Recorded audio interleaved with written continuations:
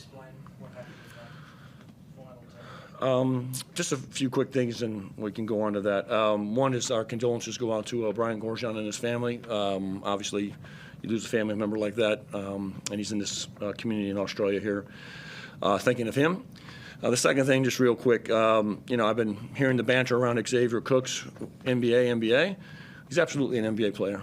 And my 2 cents on it, because that's most of my life, is the fact that he's not new and shiny.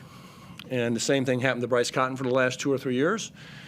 And when NBA people come over to scout, they spend a lot of money to fly around, and they want to find the new young thing to bring back to their GM or the president of their team.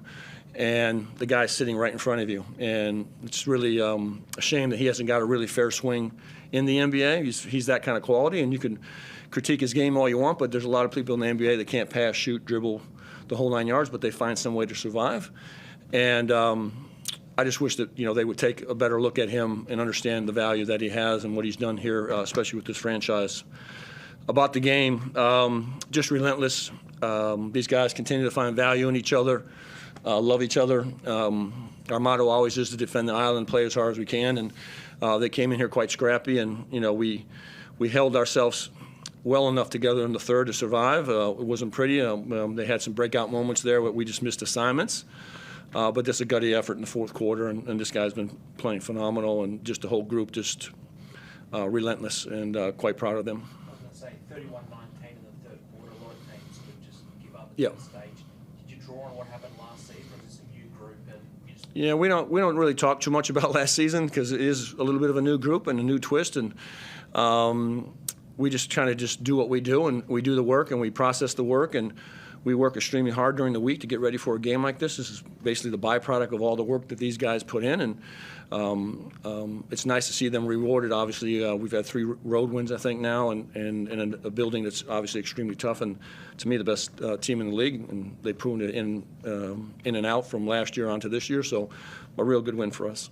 You mentioned Milton earlier, obviously, 33, 23, 25 tonight this past 3 games. What do you put that down to? Has anything changed, or just getting more acclimatized to the end? I think, it's, again, just the comfort level of playing with our guys. He can probably tell you way better than I can. He's the one doing it. But I think just the comfort level with our guys, finding his niches and where we think he can score and getting him the ball in certain areas that I think are beneficial to him. And having Magna on the floor has been helpful to him, obviously, with a big target. And McVay spacing the floor, and just they're starting to gel a little bit. And, we still have to restrict Magna's minutes and how we handle him and Clint. But just the gelling of those two, and now Jet has someone else and another partner. And, Fab and JB have been great for us. They're just not as big as targets as Magna can be. So he'd probably answer that better than me. Well, what does it mean to hear from your coach, not just on tonight, but also the NBA chat as well? He just perfectly explained it. Everybody's gelling well. We have, I think tonight, 8 people scored. So everybody's contributing and being a threat on the court. Then you got Mags rolling to the rim and setting great screens. And the rest of these guys just filling the space and making shots. So it makes it easy for me to get to my spots. Do you feel like you have unfinished business back in the States? I don't know. I don't really know what that means, but I'm here right now and just focused on here, taking it game by game. Let's talk about the season. I think you're 8-6 now. Big game against the Taipans next week. Where do you think you guys are halfway through the season? Just how important is that game, given they've got that spot just about? Well, again, I guess it's probably boring because I say it all the time. We don't really think about that too much. We're worried about winning on Tuesday when we come back to the practice floor. And, again, the games are the byproduct. The thing I am intent on is eventually, if we're going to do anything, we need to start winning some more home games, and we haven't had a lot. I think we've been gone for almost 5 weeks.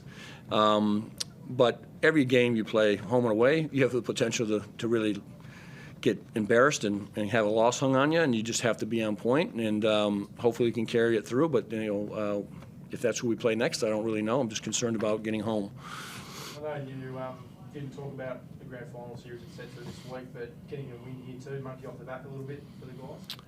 Yeah, again, I just don't think we think about that kind of stuff really too much in general. I think it's just about just trying to do our business and going through our process and improving. Our whole philosophy, and at least my philosophy, is to just continue to build to see if we can get back to the finals, see if we can get back to the grand finals. And you do that during the course of every week of putting layers onto your group, and hopefully they stay with you and you get rewarded for it. Sometimes you don't.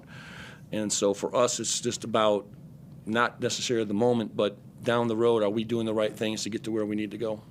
What about some of the Jack's big shots in that final term as well? You must be pretty proud of him. Yeah, we had to maintenance him quite a bit during the course of the game and bring him in and out. He had only practiced basically a half a day this past week. He just had the flu and hadn't practiced in the last 2.5 days. So trying to get him in and out and kind of just keep him alive and breathing freshly in 3 and 4 minute spurts. At one point I just tell him to keep shooting. Every time he shoots it, I trust the fact that it's got a great chance of going in, and he managed to get through this game and battle with some of the illness, but he did a heck of a job. But, our entire group just fought like heck, and, to hold this team at this level to 6 points in the fourth quarter is just a great credit to my group. And what about Sean McDonald? I know we'll talk about him a lot too, but with the B development player and come on and do what he's doing at the moment, that's pretty special too. Yeah, it's a great credit to our coaches and Jacob Chance and Mark Radford and Jack Fleming of developing our guys. And, we had some success last year with Jock Perry at the end of the year with the amount of work they were putting in with him.